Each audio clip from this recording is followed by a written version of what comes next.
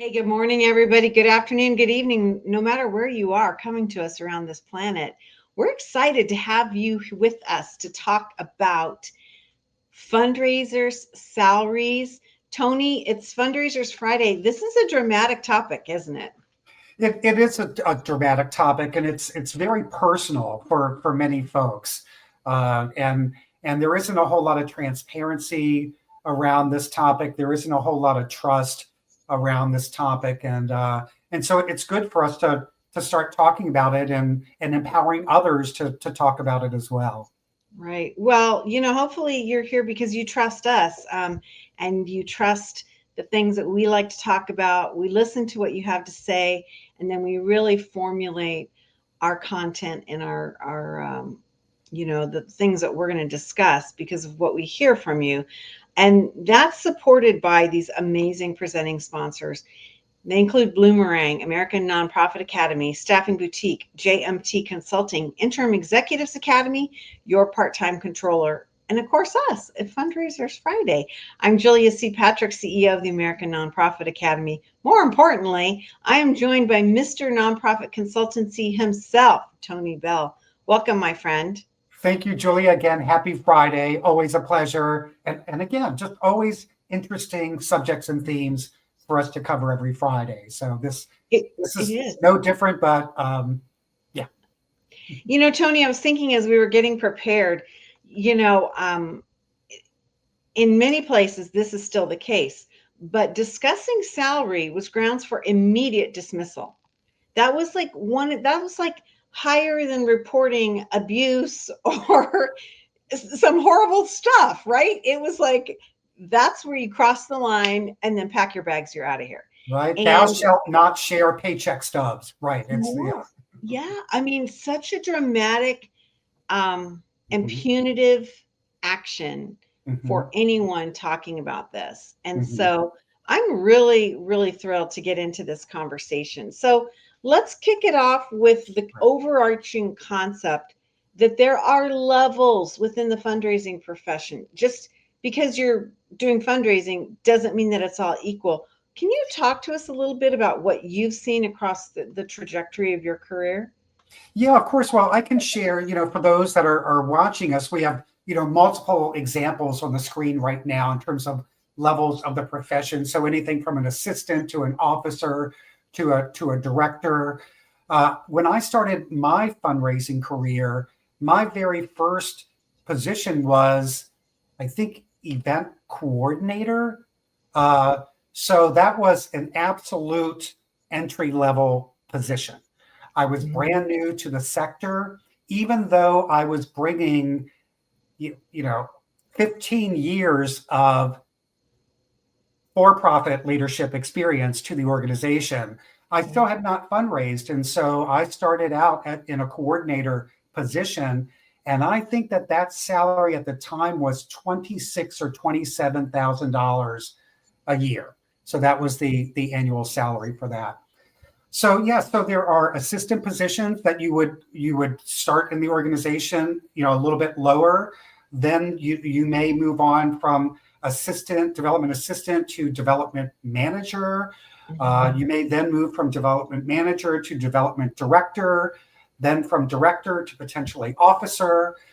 So there are these varying levels, as we've said, within the fundraising field.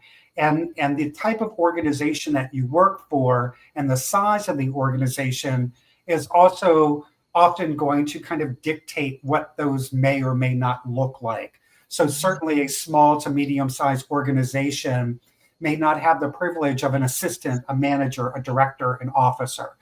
Uh, Right.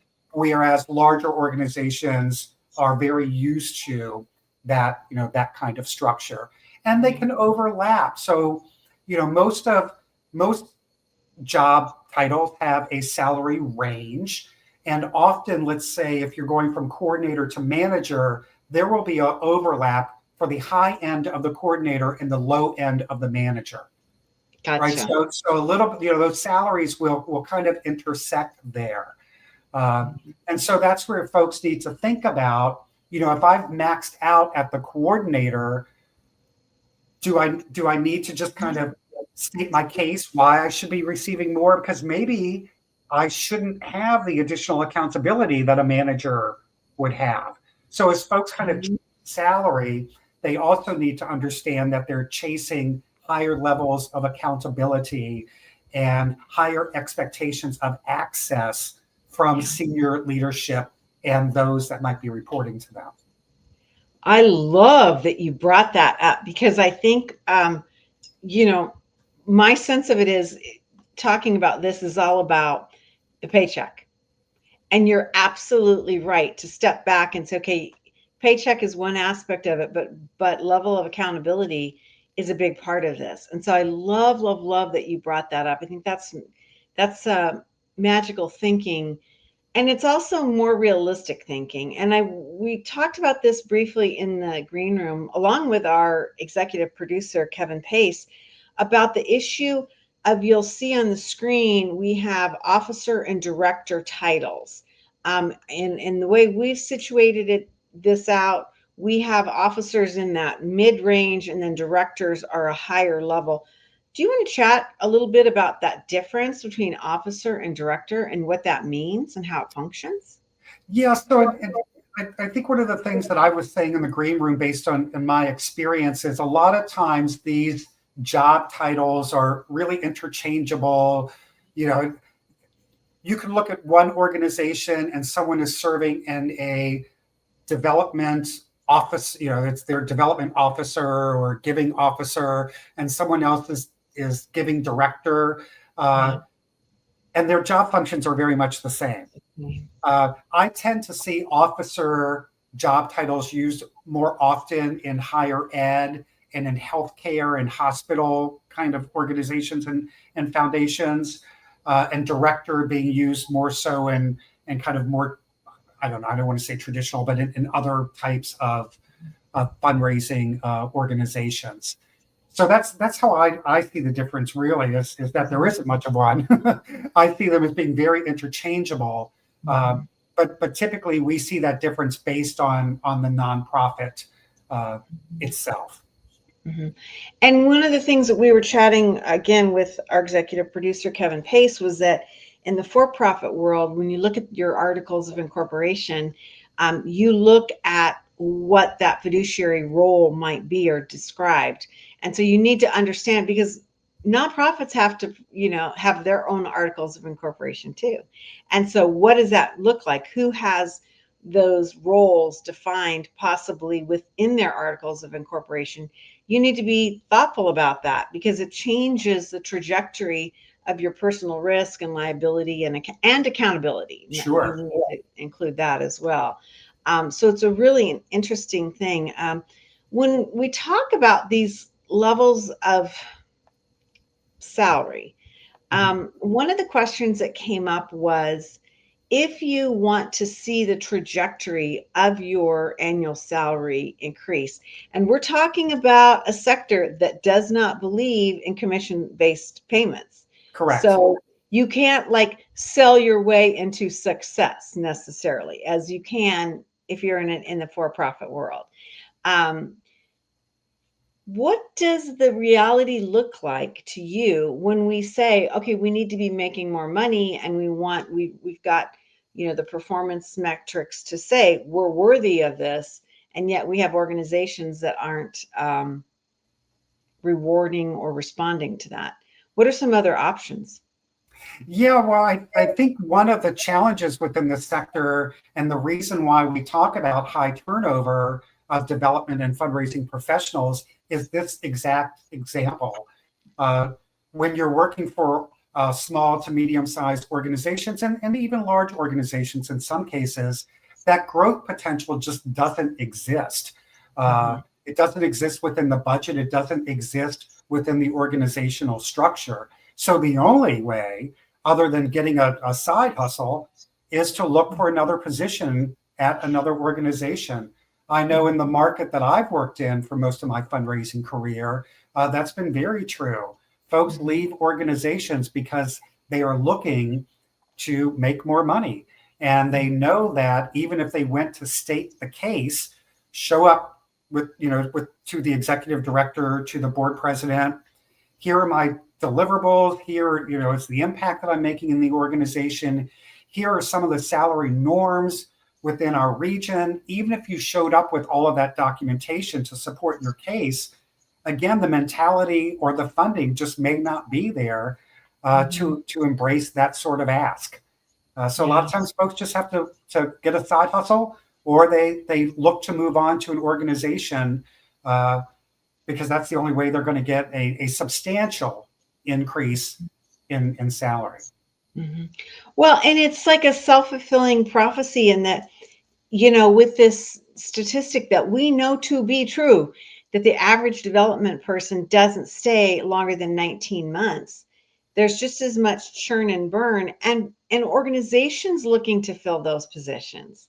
So I can see where they're like, okay, we don't want to do it, but we're going to spend more money because we got to hire, we want to hire this person or fill that spot. It's kind of an interesting thing. You can see how it just keeps looping around. Yeah, and I think one of the things too that we're seeing, there has been this movement for organizations that are posting job openings to include the salary range for those positions as they're posting them. I celebrate that because then it's right? If that salary range isn't meeting your needs or you don't think represents the value that you bring, to the organization, then that up front. But I also understand, Julia, based on what we kind of started the show with, was, back in the day, you didn't even talk about salary. So I can understand where part of the hesitation, and I saw that in my, where I was previously kind of supporting work, was that when a job was posted and there was a salary, someone that had been serving in that same role for maybe the last 5 years is looking at that and saying, hey, that's like way more money than I'm making, and I'm serving in that role. Right. So it was, it brought up important conversations, and, in terms of looking at where employees are being compensated that have been with an organization for a while versus where newer employees are being compensated that are being brought in. So I get part of the hesitation in posting those salaries are just the awareness that brings to existing, team members and staff and the conversations that kind of provokes. It's so interesting you'd bring that up. I was just talking with a COO of a major organization in my community, and they were saying that they hired a new development or a new HR director, and they thought that they had identified issues that they wanted this person to work on. And the comment was from the new HR director was like, yeah, what you think is important, yeah, okay, we can work on that. But the reality is your salaries are all over the place. And we need to step back and formalize these because it's not fair and it's not judicious to have some of these wacky, rates going on. And I thought that was fascinating. And that's a heavy lift because, it's emotional and it's going to cause a lot of consternation. And so I think that's kind of like where we are with this conversation. Let's talk about some more nuances to the salary. And one of the things that we're seeing with this work from anywhere, work from home, where you live, no matter where the organization is based, oftentimes that's going to change automatically, or that's going to set a rate for your salary. Mm-hmm. It's kind of frightening. Yeah, absolutely. So that's where the remote workforce has benefited many for-profit and nonprofit organizations. And that, as you're saying, let's say, if you were to work in the brick and mortar in Manhattan, you're going to need to pay that person a higher salary than, and I'm only throwing out, than someone in Omaha, and no disrespect to Omaha, but just, or I should just say to an area where there is a lower cost of living, and where, yes, you're going to save money by being able to do that. So many of them have, but your again, your location, not only geographically, but what that might mean in terms of competition for the role, and Mm. how that, how that may or may not affect salary. Uh, Depending if there's a plethora of people, then maybe they don't have to be super aggressive with what they're offering because they're going to be able to fill it pretty quickly. Yeah. So there's a lot of things around location that certainly impact. Yeah. Think about the folks during the pandemic that kind of figured that out and maybe like went to live with a family member or their parents or whatever. And then they were, saving money and doing their job. And then it kind of came out, oh, yeah, I've been in Iowa. I haven't been in San Francisco or, I haven't been in Chicago or whatever. It's kind of an interesting aspect because I think that's one of those things that we hadn't anticipated. There was a lot we hadn't anticipated. There was a lot we hadn't. I mean, undoubtedly, but that's kind of one of those nuanced things with labor that I think is forever altered. Forever altered.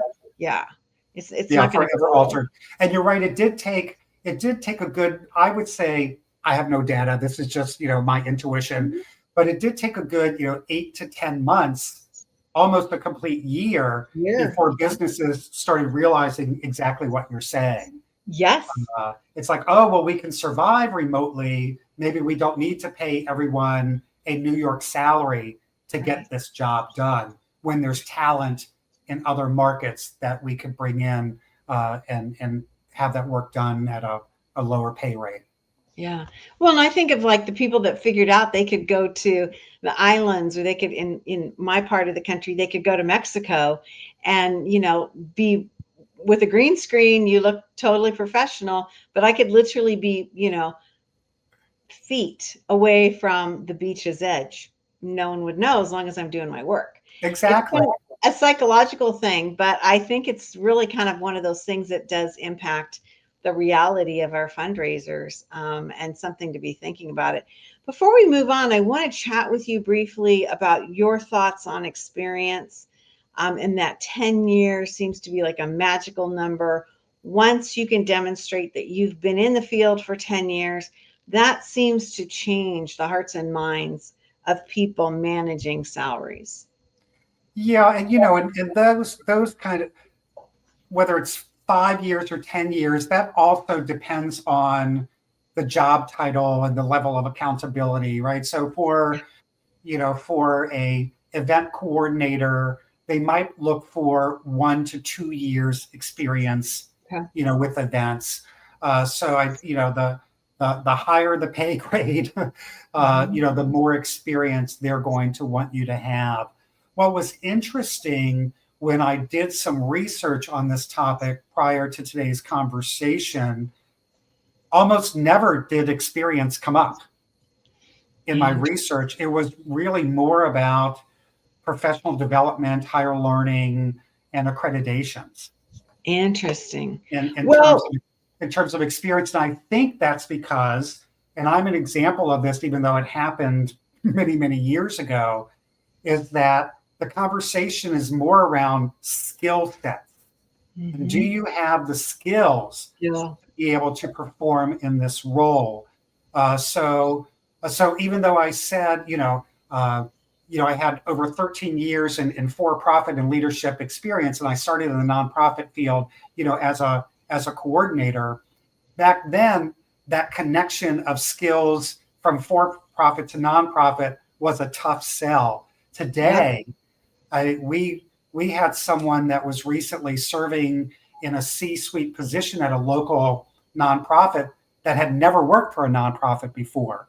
But this individual had incredible C-suite and business development experience. Yeah. So that 10 years experience or 20 years experience in nonprofit didn't mean anything when it came to this particular candidate because they had the right skills to get the job done. Right. Well, and I think that that's one of those things too that let's dig down a little deeper. We have not had directed education opportunities about nonprofit management. We've had to take people from the for-profit, business school, and Sure. then shoehorn them in. And now, I mean, there are like 6 really strong programs, university programs, that you can actually move all the way through your doctorate to get a PhD in nonprofit management. That's Hmm. really impressive because that certainly didn't exist when I was in school. Yeah, and the same for me. And it just shows how, one, important this work is, Mhm. but how this work has been elevated, and Yeah. this profession has been elevated to Yeah. where there are all of these different degrees and certifications. But I would Yeah. also say to folks, don't don't forget about micro learning opportunities and certificate opportunities. So there's a lot of value in LinkedIn Learning and the courses there, and getting your LinkedIn Learning badge for those kind of micro learning courses. So if Mhm. if a degree isn't in your pathway for whatever reason, or CFRE, there are so many micro learning opportunities and micro badges that you can earn that are still valuable and impressive, and Yeah, show your desire as a lifelong learner. right. And I love that because I think we can all agree that fundraising, the mechanisms for fundraising have been dramatically altered in the last 10 years. I mean, predominantly via technology, right? But just think about donor management and donor stewardship that we didn't have, right? We Mhm. had it in here, or if we were lucky, maybe a spreadsheet, Right. right? Now there's just so much more information. So I agree with you on the micro learning and amplification of skills, because if you're a good fundraiser and you understand stewardship and relationships, you still have to understand and you have to be able to work with the platforms that manage these things that Hmm. nonprofits are investing in, Hmm. right? Absolutely. Because if you don't, you've got some problems, right? You'll always be behind the ball. It seems like if Oh you're yeah, not yeah, without a educated doubt. up. Yeah, And really. and that certainly goes against the don't work harder, work smarter Yes. philosophy also. Exactly. Let's talk a little bit more about metrics and how we should be looking at, and especially if we're thinking about job change, the performance metrics, or we're even, like you said, you were going forward to our management and saying we want to increase our salary, and here's the data. This is why I believe we need to be paid more, and we need to be retained. Talk to us about that. You had something really interesting and somewhat chilling about sometimes that doesn't matter, and that's why people move. That's sometimes it doesn't matter. Yeah, I mean exactly, and that's why people move is you can have all of the proof that you're meeting the metrics and that you deserve uh, an increase in compensation, but again, it just may not be there in the budget, or the mentality of the organization just may not support that. But Mhm. certainly, anyone that is out there job hunting and grinding for a new gig Mhm. knows the importance of expressing how you have met organizational metrics and expectations in the past. So being able to show up and talk specifically about, I was expected to deliver A, B, and C, and I did that plus 20%. And the way I was able to do that plus 20% is because of this. Uh, so, not only being able to say that you can meet the metric and meet the expectation, uh, or that you did meet it, but you were able to go above and beyond it. And this is how you were able to go Mhm. above and beyond it. But where it gets really gray, Julia, is for organizations that don't spell out the metrics and the Yeah. expectations for their development team. So those folks are just really left just kind of flapping in the wind when it comes to being able to prove their worth to the organization, when really the goals and metrics aren't in place and aren't being uh, tracked on a consistent basis. Right. I love that you said that, because that absolutely, my mind, I've been thinking about how many times we hear C-suite, especially boards, that are like, well, you haven't done anything, because they don't know the metrics. They're not being presented or using the information. And then that fundraiser goes back and says, well, yeah, I did. This is what I did. Da, da, da, da. And there, a lot of times there's like a great deal of like surprise or incredulity. No, what? It's incredible, right? They're like, I don't believe this. And I Right. think that's like kind of one of those scary things that we have to control. We have to Mhm. be tracking this, because if we're not tracking it for ourselves, nobody else will. Right. And again, you've said this over the course of many, many episodes. We are not using metrics the way we need to be, right? Mhm. It's still somewhat of a new thing, and unfortunately. So, Mhm. as we wind out today's conversation, which has really been interesting, let's nail it down. Like, who's paying the most?